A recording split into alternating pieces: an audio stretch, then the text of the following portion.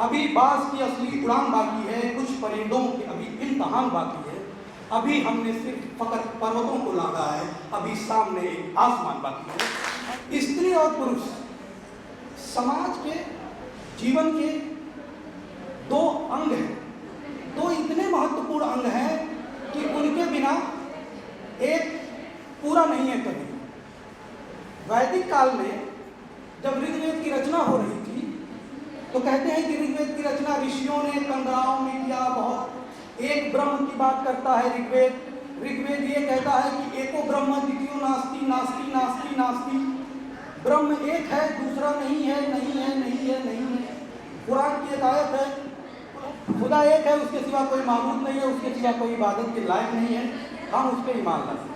जब ऋग्वेद काल चलता है तो उस वक्त में गार्गी, घोषा, लोकमुद्रा ये वो ऋषि महिलाएं हैं जिन्होंने वेदों की रचना में अपना बहुत बड़ा योगदान दिया।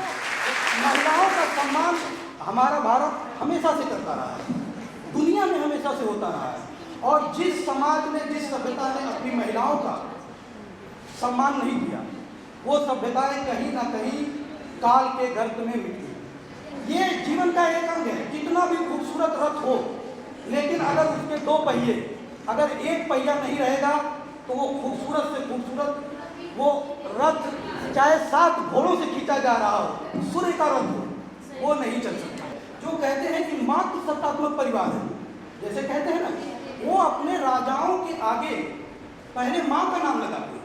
जैसे हिस्ट्री के विद्यार्थी होंगे, गौतमी पुत्र सातकर्णी, गौतमी का पुत्र सातकर्णी है, वासिष्ठी पुत्र पुलवामी है, ध्रुव शौनी का नाम पहले आता है, हाँ, लिच्छवी राजकुमारी का नाम पहले आता है, तब चंद्रगुप्त और समुद्रगुप्त और चंद्रगुप्त विक्रमादित्य का नाम आता है। आप समाज बदल सकते हैं, चरित्र बदलने में बहुत मेहनत लगती है, तो पर्सन टू पर्सन का चरित्र नहीं बदल सकते।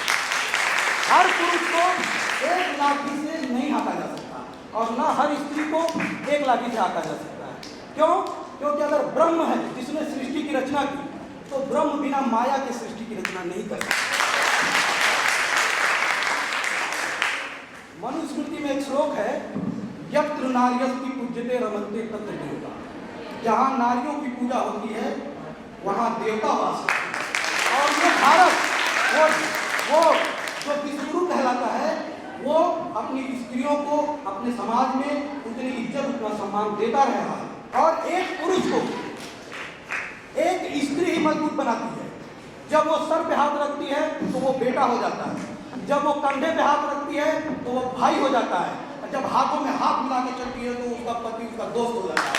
इस तरह से समाज बनता है।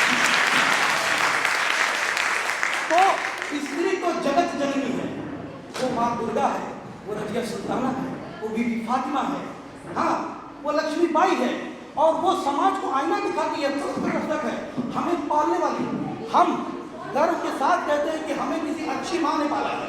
पिता तो हमारे लिए सुख सुविधाएं की व्यवस्था करता है, लेकिन जो हमारे अंदर संस्कार, हमारे अंदर दूसरों की रिस्पेक्ट करना और हमें एक बच्चे से एक अच्छा इंसान बनाना, अगर हमारी माँ की परवरिश नहीं है तो फिर हम रोड पे घूम करके कुछ भी करते हैं, उसमें किसी समाज की गलती नहीं है। कि खुद के अंदर इंप्रूवमेंट कैसे आए? चलिए लड़के खुद के अंदर इंप्रूवमेंट कर ले, तो क्या इससे एक लड़की का विकास हो जाएगा, एक स्त्री का विकास हो जाएगा, एक समाज का विकास हो जाएगा? कभी नहीं। अगर सारे लड़के, सारे पुरुष 100% सही हो जाए तब उस समाज का विकास नहीं होता। जिस समाज की स्त्रियों का इंप्रूवमेंट नहीं होता, उसके लिए आप हो लक्ष्मीबाई, आप हो रजिया सुल्ताना, आप हो बीबी फातिमा, आप हो झांसी की रानी, आप हो सरोजिनी नायडू, आप हो एलिजाबेथ। आपकी माँ ने अपना पेट काट सूती साड़ियों में, काले बुर्कों में अपनी जिंदगी गुजार दी। इसका मतलब क्या हुआ कि आप मेरी कोई इंप्रूवमेंट नहीं है। इतनी हताशा क्यों, इतनी निराशा क्यों? हमारी लड़कियां लड़कों से कम है क्या? तो इसके लिए हमको आपके अंदर ये बदलाव आना चाहिए। जब आपका बच्चा, जब आपका भाई जिस दिन खड़ा होकर के आपके लिए ताली बजाएगा, उस दिन इन तालियों का महत्व है कि एक भाई भी होता है जो बहन के पीछे खड़ा होता है, उसकी सुरक्षा करता है। एक बाप है जो अपना पेट काट करके दिन दोपहरी में मेहनत करके अपनी बेटियों को पढ़ाता है, उन्हें मजबूत करता है। लेकिन सबके बाद आखिर में बात ये आ जाती है कि ये बेटियां किस दिन मजबूत होंगी, किस दिन ये अपने स्वावलंबन को जगाएंगी, किस दिन ये अपने पुरुषार्थ को जगाएंगी और आगे आने वाली पीढ़ियों को, पीछे की पीढ़ियों की जो कमजोरियां रही है उससे वो मजबूत बनाएंगे। अपनी शक्ति को बढ़ाना है और जो कमजोरियां परेशानियां आपने अपनी जिंदगी में झेली है, अपनी माँ को झेलते हुए देखा, अपनी दादी मौसी बुआ जिसको भी झेलते हुए देखा है, कोशिश करना है कि अपनी आगे आने वाली पीढ़ियों को, अपनी बेटियों को, अपनी बहनों को वो परेशानी न झेलने दो।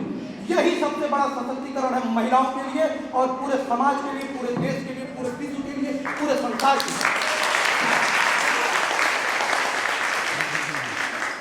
इसलिए महिला न कमजोर थी, न महिला कमजोर है और न किसी में दम है जो महिला को कमजोर